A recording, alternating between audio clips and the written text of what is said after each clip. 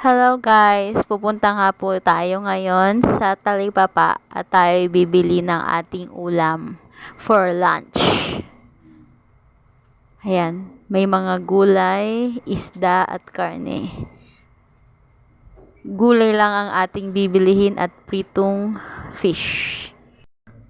Ayan nga ang ating nabili, ang galunggong worth of 100 pesos at toge na gulay worth of 25 pesos. Ayan ang galunggong guys.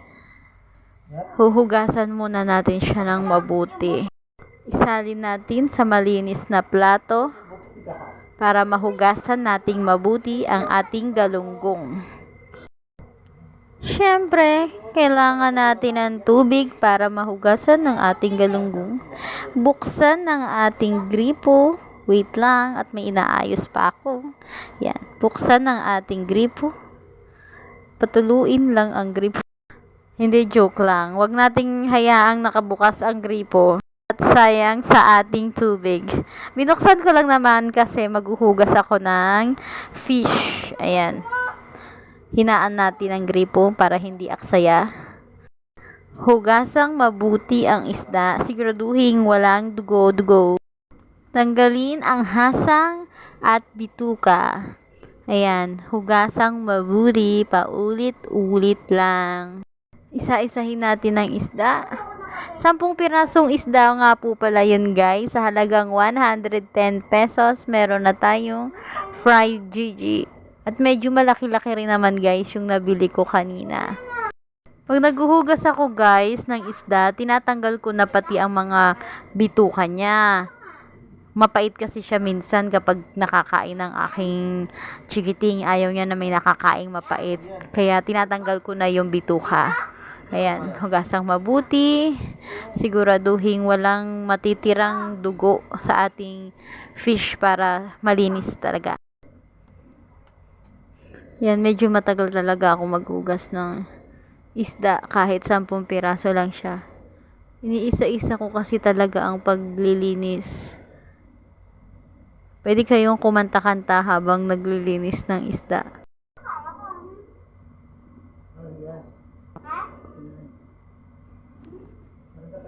Yan, malapit na pong matapos ang paghuhugas ko ng galunggong na napakatagal ko paghuhugas. Akala mo napakaraming galunggong. 10 piraso lang naman yung aking hinuhugasan. Kailangan lang talagang isa-isahin para sure na malinis at walang dugo. Sabi ko kasi kanina dun sa binilihan ko, tanggalin na pati bituka. Hindi naman tinanggal, hasang lang. Kaya ngayon magtatanggal patuloy ako ng bituka. Kaya medyo natatagalan akong linisan.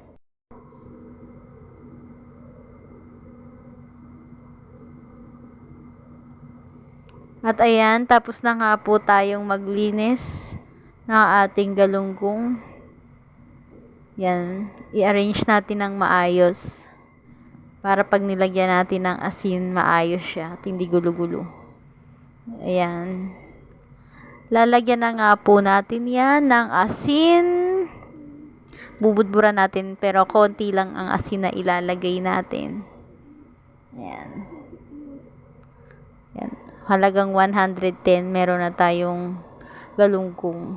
10 piraso. Ayan, lagyan na natin ng asin. Namas-lamasin natin para kumalat yung asin na ating nilagay. Ayan.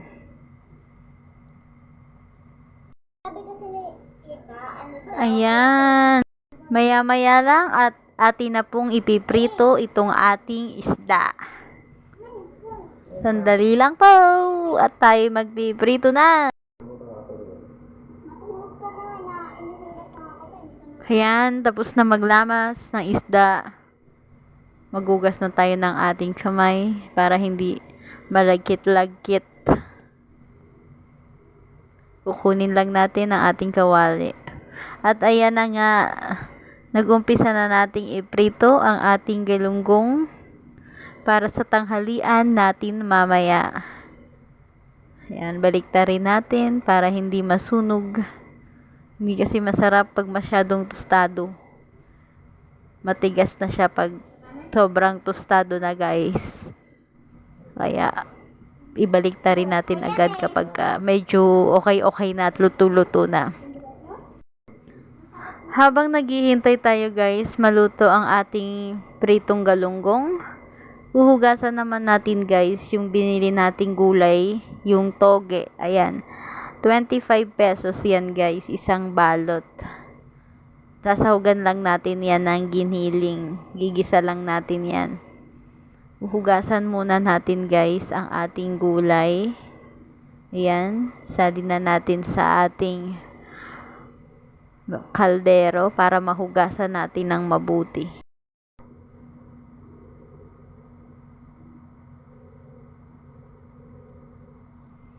Ayan, buksan ang gripo. Punuin ng tubig ang kaldero. Lamas-lamasin natin ang ating toge para mahugasan ng mabuti at matanggal yung mga ano-ano dyan sa ibabaw. Yung mga parang sapal-sapal sa ibabaw ng toge.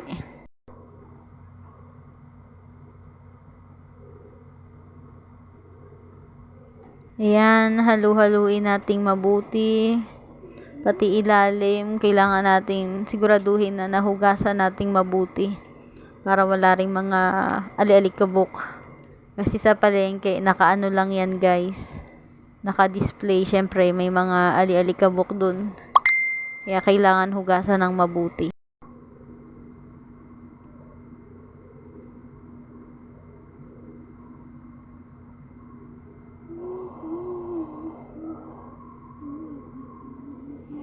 Ayan, tatapon na natin.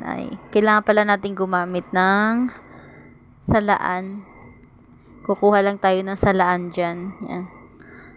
Kasi pag binuhos natin, masasayang yung iba, mauhulog lang sa lababo. Kaya kailangan natin salain para hindi masayang at hindi matapon yung ibang mga butil ng ating toge. At maya-maya lang ito ay igigisa na natin to, guys. Maya-maya na konti.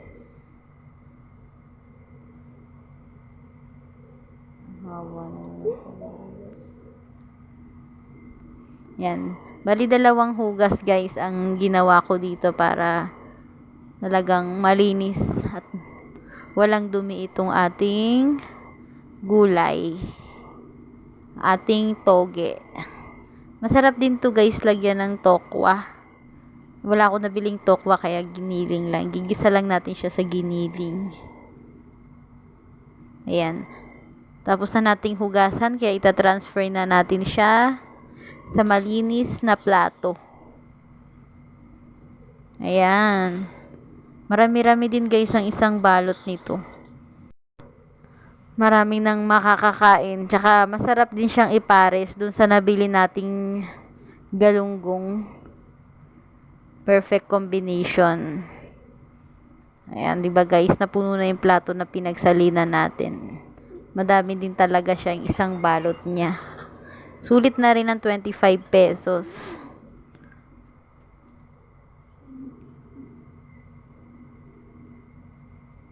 Yan, sali natin yung tira. Salain natin kasi sayang.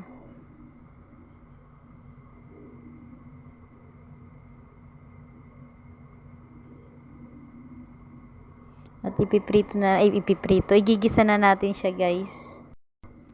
Syempre, maghahanap tayo ng ating bawang at sibuyas. Hindi na nga pala tayo bumili sa palengke kanina niyan kasi meron pa naman tayong tira-tira dyan sa ating lagayan. Pag may mga tira-tira kayo dyan, guys, gamitin nyo para hindi mabulok.